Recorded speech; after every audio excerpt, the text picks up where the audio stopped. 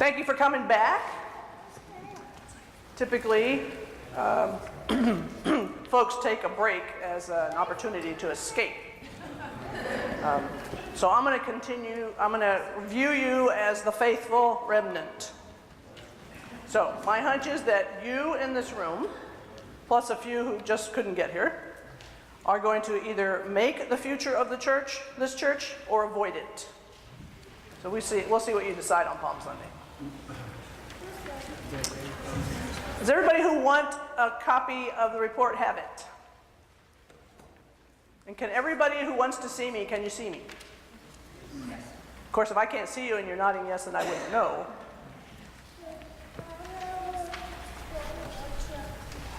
All right, here's what I'm planning. We'll see if we actually do it. I'm going to point out a few things about the report, and then I'm going to read the report. And every section or so, I'm going to stop and ask for your questions.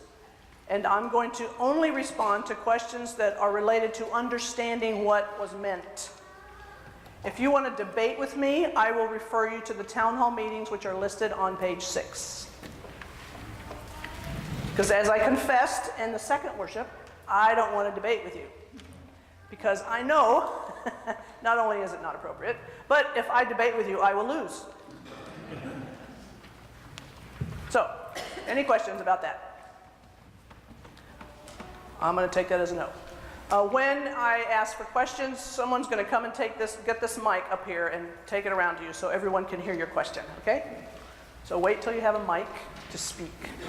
I want to refer you to page 6 of the report. On the bottom of the page, the very last line with an asterisk reads, "Note, prescription deadlines may be adjusted in consultation with the assigned VCI coach." You see that?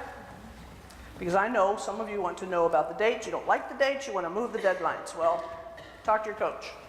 If you say yes. If you say yes, then you will get the support of a directive coach, Dan Duncan, who most of you have met, who will work privately with your pastor and will work with the implementation team to accomplish the prescriptions for up to 24 months after the vote. If you vote no, this report is yours. You can do what you want with it. You just won't get the help of a coach or the peer mentoring group that your pastor is in with other pastors who are in the same sequence in the process. Any questions about that? All right, then also on the bottom, on page 6 are those dates that were referred to in both the worship experiences today when those town hall meetings occur. That's the time for you to say whatever you need to say, to gripe, to complain, to ask questions. Any questions that cannot be answered by either the pastor or someone on the VCI team may be written down and submitted to either me or the coach, and we'll get back to you as soon as we can. Neither the coach nor I will be present for the town hall meetings because it's kind of like a family meeting. We don't need to be there. Any questions? All right then, I feel a little short. I'm going to back up so I can be taller. Oh, there's my drink right here. Oh, excellent. Nice. All right, beginning on page 1. Trinity United Methodist Church, consultation report. Oh, let me back up. First, I need to say to you that there is someone here who is always taking care of me, whether I know it or not, and that is Laura Witkowski, who saved the day on printing this report. So once again, Laura made me look good. Thank you.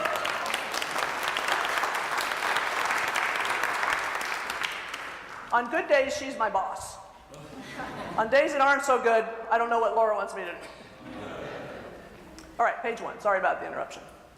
February 21, 2016, introduction.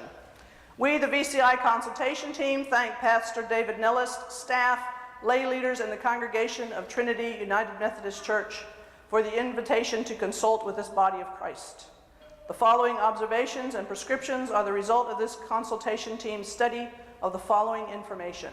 A, Trinity's self-study documents provided by its leaders, which included the Does Your Church Have a Prayer Study, Mission Insight Demographic Reports of the Area Population, the February 11, 2016 Mystery Guest Report by Faith Perceptions, the result of worship visits from 12 persons from the community, worship videos, and the January 12, 2016 Readiness 360 report. B, interviews with the pastor, staff, and ministry leaders. C, focus groups, and D, input from the consultation workshop. We are confident that God will use this assessment experience and consultation report to help Trinity United Methodist Church to more effectively be and make disciples of Jesus Christ for the transformation of the community and the world. Strengths. 1, location, population, potential. Trinity UMC is positioned at the very heart of a culturally rich, vibrant, redeveloping, and growing East Side community. Within walking and biking distance are myriad shops, restaurants, Congress Elementary School, multiple family housing units, stately historic homes, and at least 4 colleges. According to Trinity's community interviews with neighbors and community leaders, there is a shared longing for a sense of community and for partnerships to improve the quality of life in the neighborhood. The Mission Insight Demographic Study reports a higher than average number of spiritual seekers in your area who may be open to the gospel. Trinity UMC can grow and thrive along with your community if you are willing to engage and build relationships with your neighbors. 2, commitment to diversity, inclusivity, and community. Radical hospitality stems from the Christian understanding of God as the one who transforms slaves into a people of blessing, who are then called to welcome others who seek freedom. Trinity UMC has already been a leader in our conference in moving towards all that it means to be a reconciling congregation, which has required courage and faith. The consultation team also commends Trinity for reclaiming its founding principle of being a community center. You are renewing your 20-year community outreach program to its original focus on strengthening existing relationships, forging new ones, and working to create a base of volunteers to move the congregation from transactional financial support to relational ministries. For example, Community Outreach Ministries is revamping its tutoring and after-school programming with the students of Congress Elementary School. Trinity's on-site versions of this commitment include ministries such as the Helping Hands Ministry, Scouting, Art in Motion, joining the Reconciling Ministries Network, and Mission Hunger Trips. Number 3, alternative worship experience. Growing attendance at the 9 a.m. worship indicates both relevance and need in this community. This newly found practice can be a springboard for growth in other areas of the congregation. Interviews pointed to your willingness to examine what you are presently doing in that worship setting and willingness to be flexible in embracing change for the gospel. Relevant and life-giving worship is a vital foundation of congregational growth and its sustainable future. When worship is kept relevant and addresses spiritual needs, the church's vision for ministry and outreach takes shape in a way that can only be driven by the Holy Spirit's leading. Number 4, children and family ministries. Vital ministries with children from birth through 6th grade are both short and long-term strategies for congregational health. Trinity provides a well-appointed nursery with trained, paid caregivers for the very young. All the Sunday school classrooms are well-equipped and visually pleasing. Young children in worship, the children worship during children's time during worship, and various children's arts and music ministries all contribute to intentional spiritual formation for young disciples. The recent adjustments in the Sunday schools demonstrates Trinity's commitment to helping families enjoy a deeper Sabbath experience together. 5, leaders way ready. The website and conversation with leaders pointed to an inherent now is the time urgency for the gospel. Vocal and persistent leaders long for the people of Trinity to fully participate in God's world-changing future. In fact, during a focus group, your leadership indicated their readiness for change by scoring 9.2 out of a scale of 1 to 10. This collective personal conviction has the potential of turbocharging Trinity toward an unsurpassed relevance to a world short on hope and help. Any questions to understand the strengths? Yes. All right. I love the feedback. Where is that voice? Where'd that voice come from? Up there! Speaking of children, those of you who were here at 10, That question that David asked them in their time? I could have saved 2 days of work this week and just met with them. Those of you who weren't here, David asked the children what one thing they would change. They got it. I hope we did. We'll see. On page 2, moving on to concerns. 1, building inconsistencies. An inviting building is a prerequisite to being an inviting people. The Trinity United Methodist Church building has several areas that invite participation by children and families. The larger impression of the building shows indifference to the intended invitees. The outdoor signage is inadequate, inaccurate, and inferior. The location of the coffee and fellowship on Sunday mornings interrupts the 9 o'clock worship. The lack of a men's bathroom on the main floor and the outdated fellowship hall contradict the spiritual value of hospitality. Although it may feel to some as if the appearance of screens in the sanctuary is harmful to the aesthetic of the sanctuary, the lack of screens prevents communicating the gospel in ways that may move the congregation to tears or shouts of joy in the name of our God. Spreading the gospel to as wide a range of people as possible requires communicating in many formats. Excuse me. Can we have a copy of the report over here on my right? Somebody know where they are? Betsy Weems going to make it make us look good. Here we go. Thank you. Glad you joined us. Sorry to single you out, but nobody knows.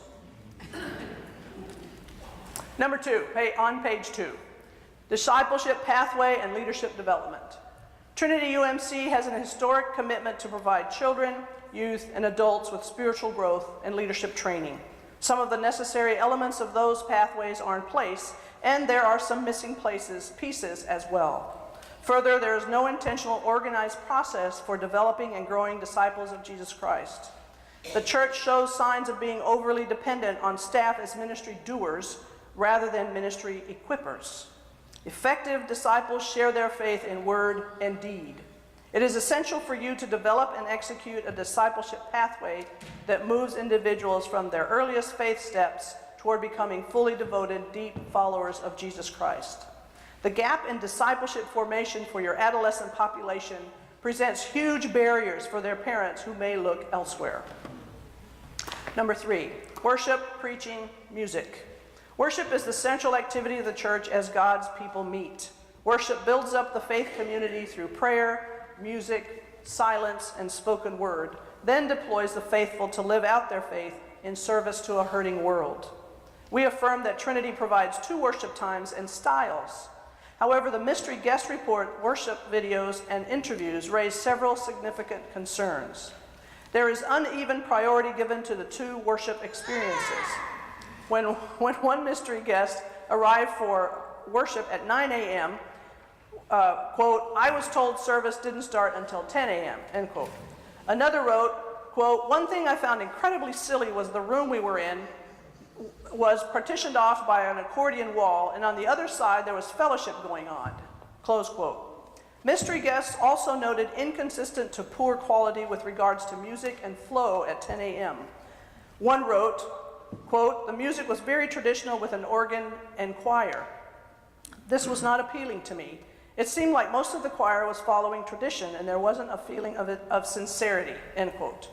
One interviewee said, quote, "The music has become academic. It is much more about the music than music's place in worship," end quote. A number of mystery guests noted the congregation's, quote, "lack of involvement," end quote, in worship at 10 a.m. Overall, mystery guests, average age of 39, rated their experience of the casual worship significantly higher than the classic worship. However, they questioned the time. Quote, "I find the idea of casual service confusing because it feels like it should be aimed toward young people, but the time is unsuitable for young people. I feel like they would get some college students if the casual service was held around 11 a.m., close quote. In both the Mystery Guest and Readiness 360 reports, we noted that while some appreciate the delivery and content of the weekly message, many noted a lack of depth and relevance of the sermon. One mystery guest wrote, quote, "I would like a message that is a little more relatable to me, to myself, something I can work on in my life that's direct," end quote. In worship videos, we saw an inconsistency in flow and transitions. Regardless of worship time and style, Trinity needs to consistently strive for meaningful, transformative, wow worship that meets the needs of your current congregation and more effectively engages a new generation. Number 4, no vision, no mission alignment. The self-study documents, interviews, and focus groups revealed no knowledge of a vision to unify the ministries of Trinity.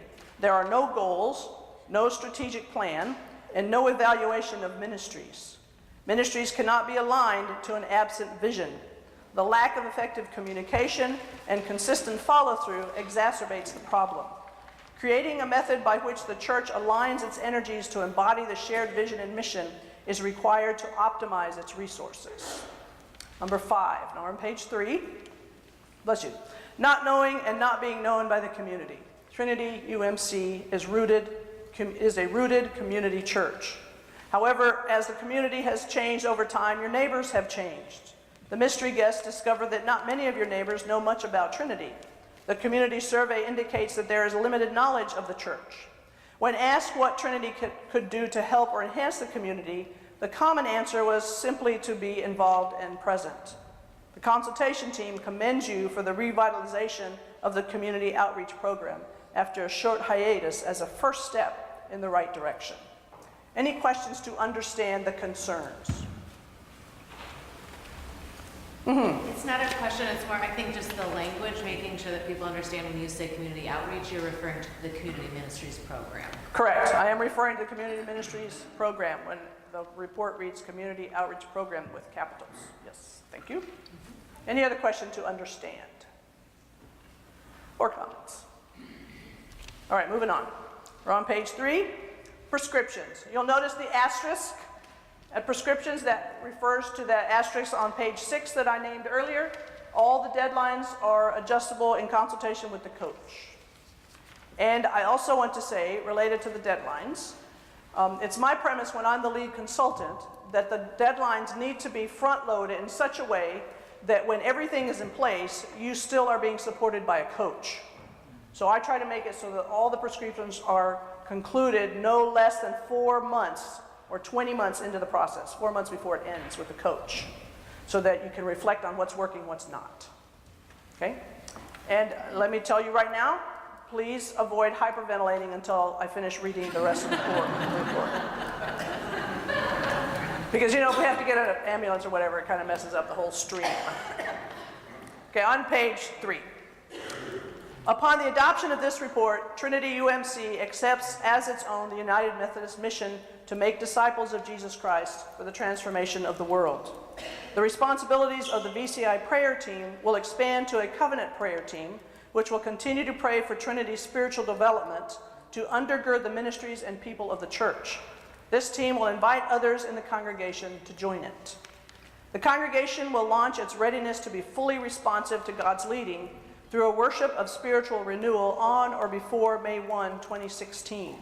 This will be facilitated by the coach or designee in consultation with the pastor. This will allow the congregation to fully celebrate its successes in the past and to stride confidently with God into the future.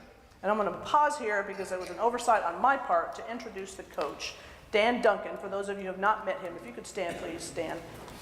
If you vote yes to the report, this will be your guy. Yeah. Continuing on the middle of page 3.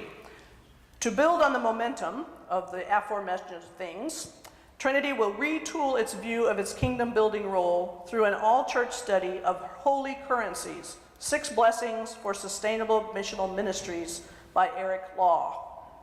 The pastor will deliver a worship message series in conjunction with the study in the fall of 2016. A resource person is Bill Chu, the director of Wesley Foundation on the MSU campus. He is also certified by Eric Law's outfit, Kaleidoscope Institute, for this study. 1, building inconsistencies. Trinity wants to be more than a building in the community, but rather a building filled with community. To that end, an ongoing plan of maintenance and upkeep to enable ministry needs to be put in place. Making the building and grounds as open and inviting as possible is the objective. A, Therefore, in consultation with the coach, the pastor will appoint a facilities review and upgrade team of 3 to 5 persons, at least one of whom will be a trustee chosen by the pastor and the lay leader by April 15, 2016. This team will create a plan for the continued maintenance and upkeep of the building with an eye to the reality that there is only one chance for first impressions. This plan will set priorities for current repairs, as well as create an overall vision and funding plan in order to manage the expenses of maintaining a very old building well into the future, and fulfill the vision and mission of the church. You want to uphold it well too, but that's not what it was saying. I practiced that line like 5 times because I knew I was going to do that, and sure enough. All right, going on to B, still on page 3. The following list of repairs and updates will be included in the plan. Priority goes to safety issues or those areas in which delay creates avoidable further damage. A beginning list follows. Immediate repairs to the chimney before the shale tiles are damaged. 2. Installation of a men's bathroom on the main level of the building. 3. Update fellowship hall to be an attractive and appealing multiple-use space. Attention should be given to soundproofing against kitchen appliances and other possible distractions. 4. Remove the safety hazard from the east side sacristy stairs handbell supplies. Is it this way? There's a bunch of stuff. Not okay. I was the executive director of camps in West Michigan for 20 years. That's just not okay. You need to stop that. Okay. And someone's going to say, oh, but it's not technically the exit. Yeah, but somebody's going to exit there. I'd hate for them not to make it safely. Okay. I'm supposed to stick to the script, sorry. Number 5, replace outdoor signage to include accurate information of all worship services in a way that reflects your vision. 6, remove out-of-season decorations such as Christmas wreaths on the north and west sides of the building. 7, install signage directing to the parking lot, plus clearly denoting reserved parking for first-time and disabled guests. 8, install signage within visual access of all doors leading into the building explaining the building layout. C, the Staff Parish Relations Committee, pastor, and office manager will create a building manager position that will give oversight to custodial and other facility-related services by January 1, 2017. D, the Finance Committee, in consultation with the SPRC, shall establish a 2 to 3 year plan for financing this position. Any questions about this first prescription?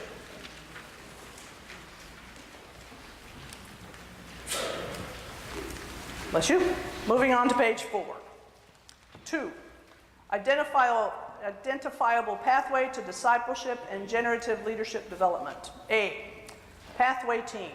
The pastor, in consultation with the coach, shall name 3 to 5 persons to form a pathway team on or before April 15, 2016. The purpose of this pathway team is to create an intentional design of spiritual formation, moving people from where they are on their spiritual journey to becoming fully devoted followers of Jesus Christ. The discipleship design will be a lifelong process for seekers, non-believers, new Christians, and those maturing in their faith. Full implementation shall be complete by Ash Wednesday 2017. This faith development plan shall be based on a Wesleyan model that encourages all persons, regardless of age, 1, to connect and grow in their relationship with Jesus Christ. 2, to help them be transformed by studying the principles of the Christian faith and United Methodist theology. 3, to provide connection opportunities with other believers for support and accountability. 4, to be in service to others for the purpose of the mission of the church. And 5, to become a spiritually mature leader of the church. B, the discipleship pathway shall include regular bridge events. Suggested resources include from membership to, there's a whole section missing, from membership to discipleship by Phil Maynard, A Disciple's Path by James Harnish, and Deepening Your Effectiveness by Dan Glover and Claudia Lavey. There should be a paragraph that I will correct and get it to you. We must have gotten a little crazy in our final edits. A bridge event is something that you put on free of charge for the sole purpose of getting to know the community and inviting the community to know you. No pressure, no pledges. It's all about getting to know each other. So that your role there is to learn what they need, who they are, where they live, and figure out what you need to do to help their life be a little less hard. And I will retrieve that paragraph and put that in there. Any questions so far? Bridge events, people get hung up on bridge events. Oh, you're advanced. All right, good. Going on to C. Generative Leadership Plan. The Committee on Nominations and Leadership Development shall develop and implement a process for identifying, recruiting, equipping, developing, mobilizing, and evaluating leaders to broaden the pool of unpaid staff.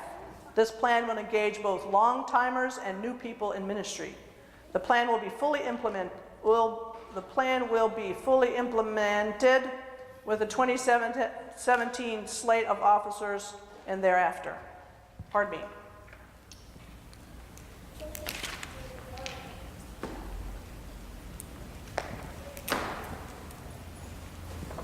Suggested resources are ultimately responsible by Sue Nielsen Kibbe, Joy Together by Lynn Babb, or Developing Your Ministry Plan webinars found on the website www.gbod.org/leadyourchurch/ministry-plan. GBOD is the General Board of Discipleship. It's a United Methodist resource, worldwide resource. 3, worship. Anything about number 2? All right, moving on to number 3, worship. 1, the pastor in consultation with the coach will create a new worship design team consisting and not limited to the pastor, music staff for all worship experiences, at least 1 youth, 2 young adults, and 2 unpaid staff by April 30, 2016. It is recommended this team include persons with skills in the areas of visual arts, drama, technology, music, and learning styles. The new worship design team will together review the mystery guest report and Mission Insight 1 mile radius report. The team shall note their desired demographic for each worship and note areas of concern by June 30, 2016. 2, in consultation with the coach and worship design team, the church will hire a worship consultant by June 1, 2016. A recommended consultant is Reverend Kathy Townley, Minnesota Conference of the United Methodist Church. The worship consultant agreement shall include 1, evaluating the quality and style of each worship experience. The consultant will evaluate the effectiveness of both worship experiences and recommend which hour is best suited for its intended demographic. 2, evaluating worship space for each worship experience. 3, recommending best worship practices. 4, recommending or providing continuing education opportunities for the worship design team and the congregation. The consultant's recommendations will be received by November 15, 2016. 3, the worship design team will visit 3 healthy, vibrant churches, at least 1 of like size, by July 1, 2016, to learn how to provide consistently high-quality worship. 4, the team will develop a strategic plan to invigorate worship based on the worship consultant's recommendations. This plan includes a clearly defined target audience for each worship. The plan shall be complete no later than January 1, 2017. 5, the plan will be fully implemented by Ash Wednesday, 2017. 3, to further enhance the inspiring nature of worship, the pastor will participate in annual continuing education and/or coaching to hone the depth and relevance of his delivery and message content. This continuing education will begin no later than October 30, 2016. Going to page 5. Number 7. The Church Council, Finance Committee, Board of Trustees, and Worship Design Team, and the pastor, in consultation with the coach, will develop a 2017 budget for sustainable, high-quality, and multiple worship experiences, which may include 1, right-sizing music staff salaries, 2, audiovisual enhancements of worship spaces, 3, create a sacred space which will accommodate growth of the casual worship experience. Any questions to understand prescription number 3?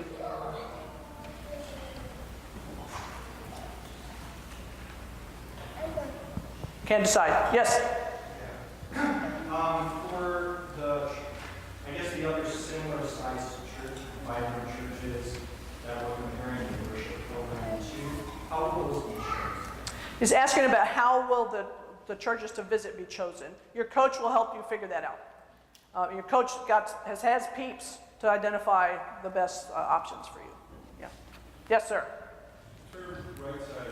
Did you plan on right side? Because it's subjective, the answer is no. I invite you to go to the town hall. That would be a place to kind of explore that, what that might mean. There are two observations that I can name right off the top of my head, right here somewhere. One is that there's an imbalance between how you allocate your funds and your aspired vision that we heard about. You're out of balance. And the other is that right sizing has more to do with what you're trying to accomplish than where you've been. Yeah. Yes? I'm assuming you mean just Methodist church. Not necessarily. Preferably Christian. Anything else on prescription 3?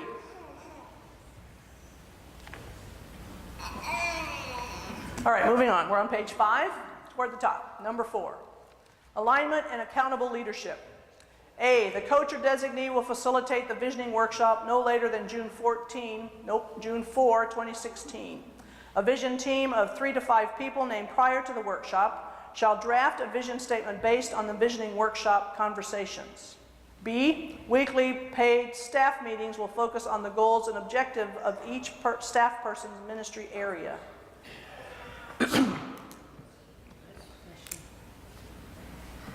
C, the coach in consultation with the pastor will facilitate the goal-setting workshop with all leaders to strategically establish ministry objectives and goals that align with the vision, mission, and values.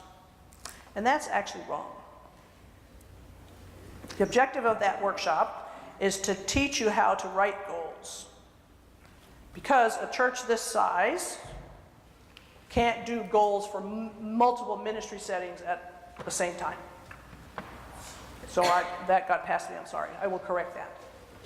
So the goal-setting workshop focuses on naming values or draft values and learning how to write a goal that's achievable. All right, sorry about that. Moving on to D, we're still on page 5. The pastor working with each paid and unpaid staff person will write results-based job descriptions for each to be approved by the Staff Parish Relations Committee no later than October 1, 2016. E, the pastor and SPRC, in consultation with the coach, will conduct a staff audit, which will include a review of job positions and descriptions, effectiveness, and aligning them with the shared vision, mission, and values. This shall be concluded before Advent 2016. F, every ministry in the congregation must demonstrate how it will accomplish the congregation's shared vision and mission. To that end, the leaders will conduct a ministry audit aligning the church's ministries. The pastor, in consultation with the coach, shall recruit 3 to 5 people to facilitate this audit by March 15, 2017. A ministry audit guide is available. Ministries will be evaluated by their faithfulness and fruitfulness results. All ministries must be in alignment by June 1, 2017. The ministry audit findings may require realigning of all resources, including but not limited to financial, paid and unpaid staff and facility.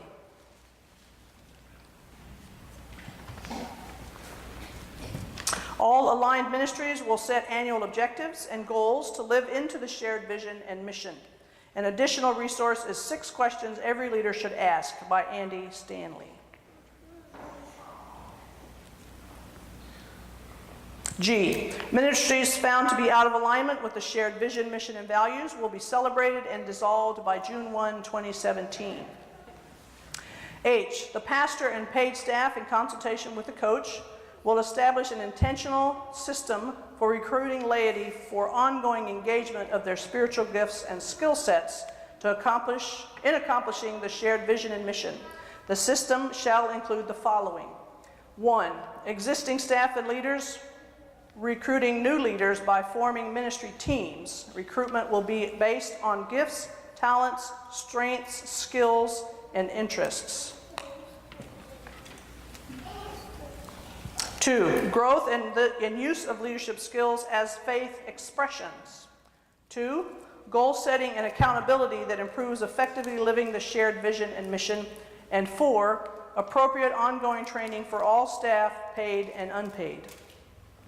The first implementation of this system will be completed no later than January 1, 2017. The Church Council will explore how best to transition into a policy governance policy. No, read what's on the paper. The Church Council will explore how best to transition into a policy governance body. The transition shall be completed no later than January 1, 2017. Possible components of transition follow. 1, the Church Council will complete a study of Stephen W. Ross's Leadership and Organization for Fruitful Congregations. Stephen Ross is a United Methodist pastor in the Oregon-Idaho Conference. 2, the coach will facilitate the one-day workshop entitled Leadership Accountability and Policy Governance no later than June 1, 2016. 3, in consultation with the coach, the Church Council will propose for church action a realistic transition plan no later than the 2016 Church Conference. Any questions on prescription 4 on page 5?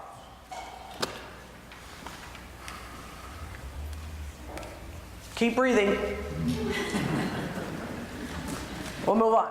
Prescription 5 on page 5, the bottom. Not knowing and not being known by the community. Trinity UMC was born as a community church and desires to reclaim that heritage.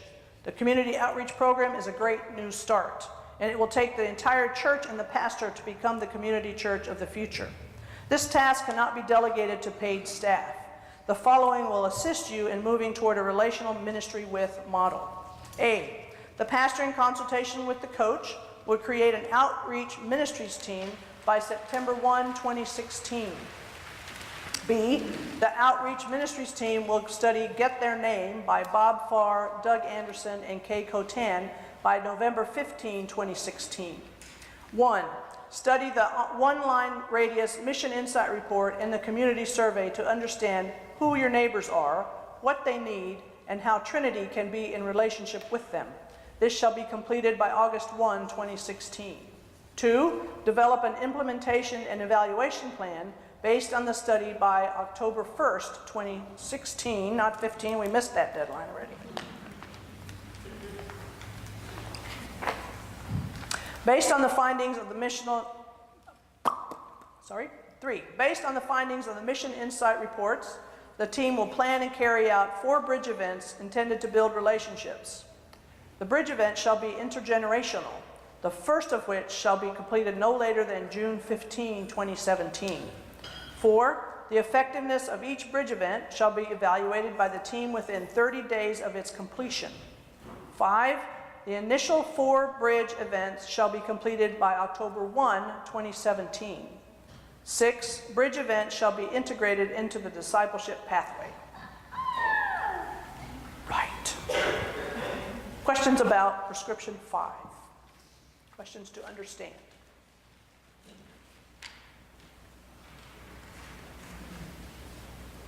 All right, moving on. We're going to complete the report reading on page 6, conclusion. We, the consultation team, want to thank you for the opportunity to serve your congregation through this vital church initiative assessment process. Our prayers and hope for your congregation are that God will use this process to help your church become more effective and fruitful. May you receive God's courage and strength as you move forward. Lead consultant Naomi Garcia, coach Dan Duncan, Sarah, scribe Patricia Bomberic, writing team Tanya Arneson and Bruce Kinney. Town hall meeting dates: Tuesday, February 23, 7:15 to 8:45. Tuesday, March 1, 6:30 to 8 p.m. Monday, March 7th, 6:30 to 8 p.m. The church conference date, Sunday, March 20, 2016, following the 10 a.m. worship. Note, Prescription deadlines may be adjusted in consultation with the assigned VCI coach. Any questions to understand the report? I'm going to cover next steps here in just a moment. Any questions to understand the report?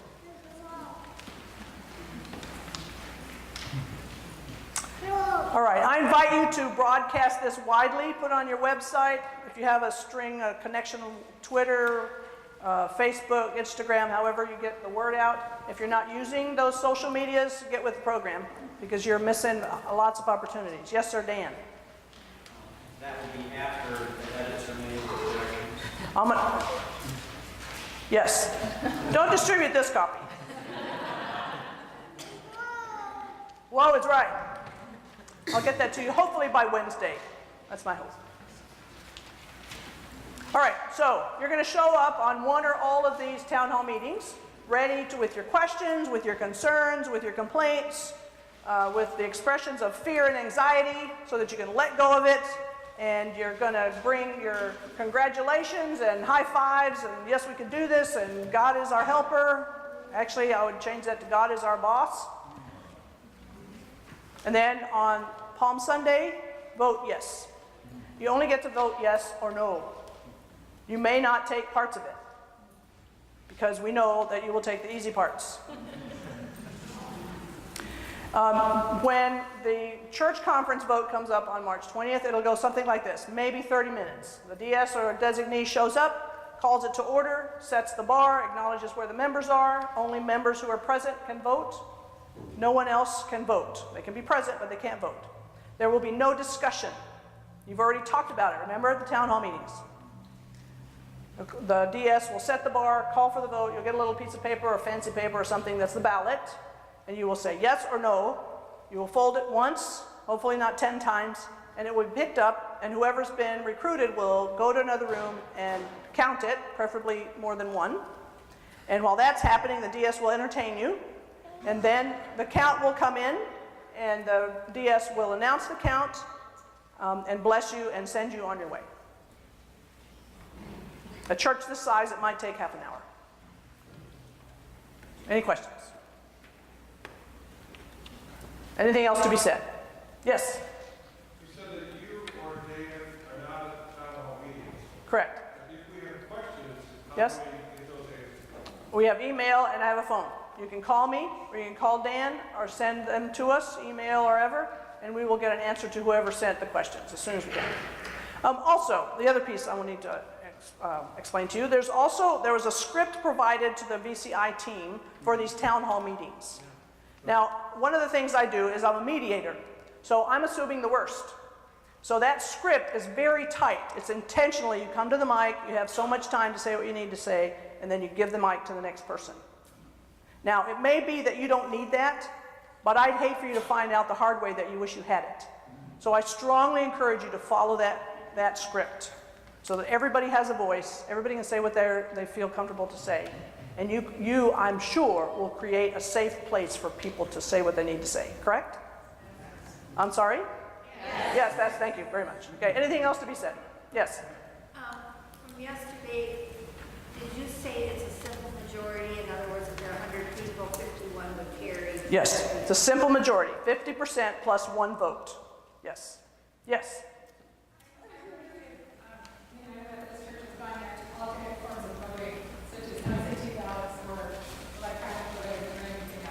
The simple answer is no, and the place to go is Portland, Oregon in April to change the world's mind about that. Yeah. Yes. We do that every 4 years. Anything else to be said? You know the little engine that could? Oh yes, please. Question. Okay. So you noted that kind of our lack of what we do with children be ages 6th grade and beyond. You mentioned it as a concern. I don't see any prescription related. In the discipleship pathway, we know from the youngest to the oldest. So it needs to be a part of that system. It's not outside of the church. Much like community outreach is intentionally outside the church, this would be intentionally in the church, not just for members, but a part of our system, how we make disciples. Yeah. Did I get at your question? You wanted a name, didn't you? You wanted your own prescription. I don't blame you. Sure, I'll give you that, sure. Yes, sir. Can I have that slinky? Please do. Yes, please. Fairly well scripted. When do we get a chance to thank you and the other consultants for the work that you did? As often as you want.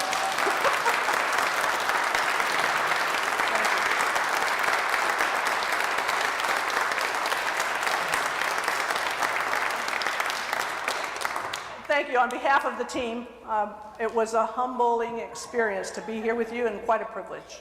Thank you for the opportunity. Yes, please.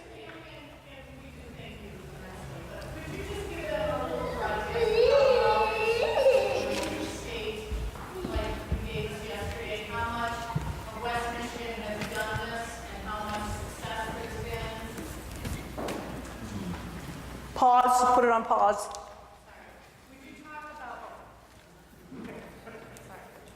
Hello? Can you hear me now? There we go.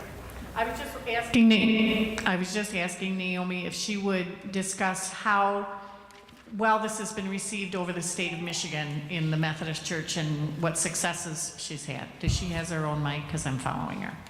I don't know if it'll be exactly what I said yesterday, but I'll do my best.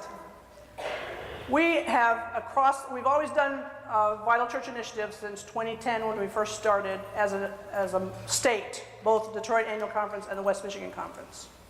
The executive team were from both sides of the state. Our last count was we're just over 100 churches that have been in some part of it. 75, I think, if we add the last round, 75 churches across the state have been through the consultation, into the consultation process like you have been. Only one church has said no. And that one church had a pastor that said, we're doing it anyway.